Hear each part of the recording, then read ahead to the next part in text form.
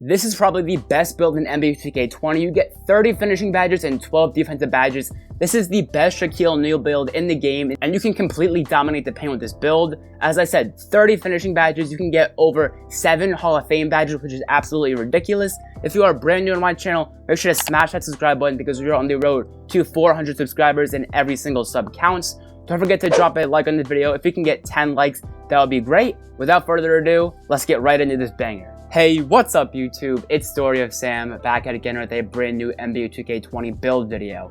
Now in today's build, I'm going over Shaquille O'Neal. He was known as one of the most dominant centers of all time, maybe the most unstoppable player in literally NBA history.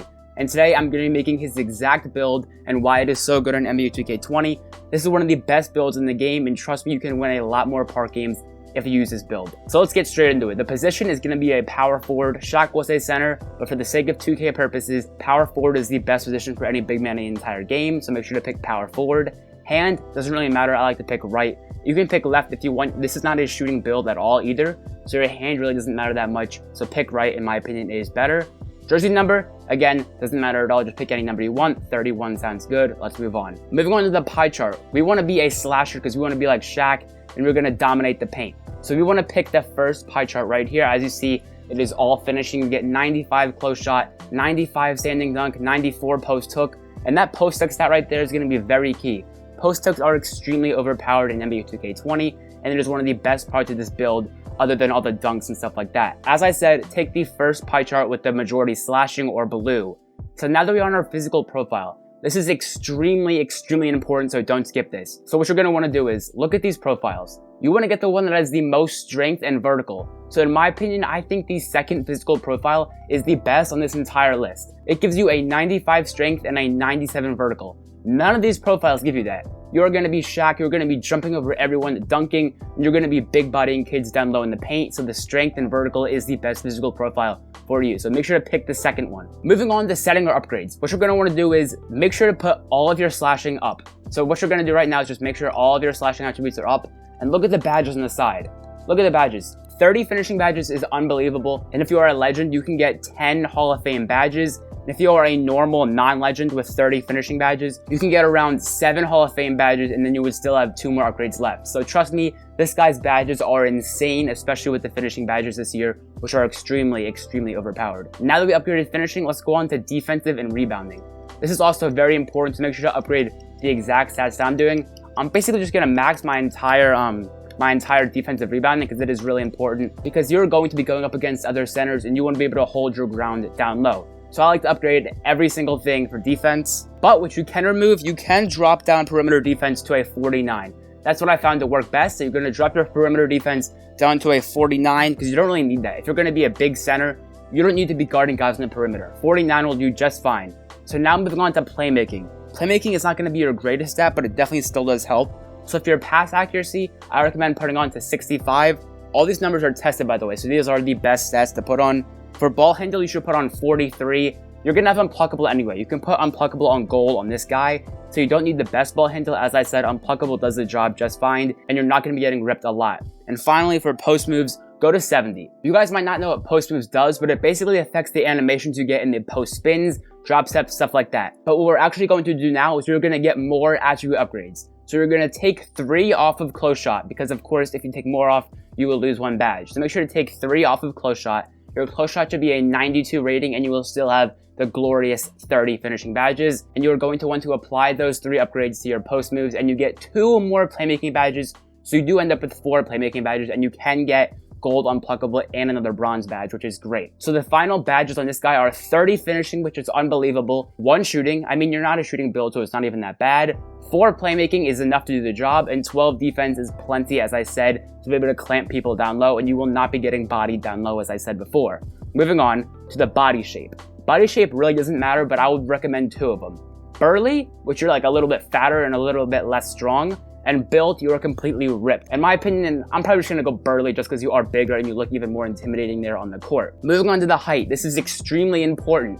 You don't want to make them too small, you're gonna get boxed in the paint, but you don't want to make them too tall because you're going to be way too fast on the court.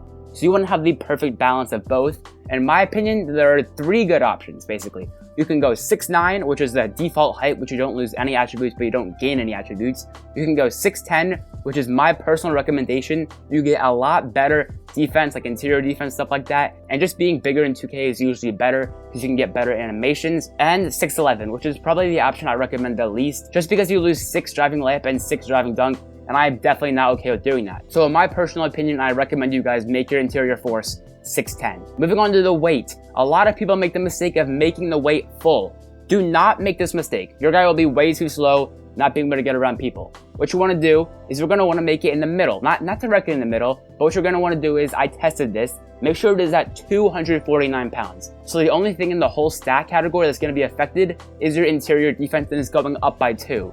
Don't make it 250 because then you're going to lose 1 lateral quickness, and don't make it 248 because that's only plus 1 interior defense. 249 is the best way to go for your interior force build, as I said, because nothing, not even anything goes down and you get 2 more attributes. Moving on to the wingspan. A lot of people might choose minimum wingspan, but I strongly advise against it. This guy is not a shooting build at all, and you're only getting plus 1 mid-range and a little bit of playmaking. This guy cannot shoot threes even if your wingspan is super low, so make sure to not make your wingspan super low. You are an interior force at the end of the day. You want to be dominating the paint. You want to have the longest arms possible to dunk on people and get crazy posters. That is why max wingspan, yes, max wingspan is the best for this interior force. You get plus 4 block, plus 2 steal, and you only lose a couple of shooting, which I said you can't shoot anyway, so that literally doesn't matter. And playmaking, which you're still pretty good at, so 91.8 wingspan, also known as the max, is the best option for sure. Now moving on to the takeovers, there are a lot of strong options. You have rim protector, which is great on defense. If you choose rim protecting takeover, you're going to get almost every single stop in the paint.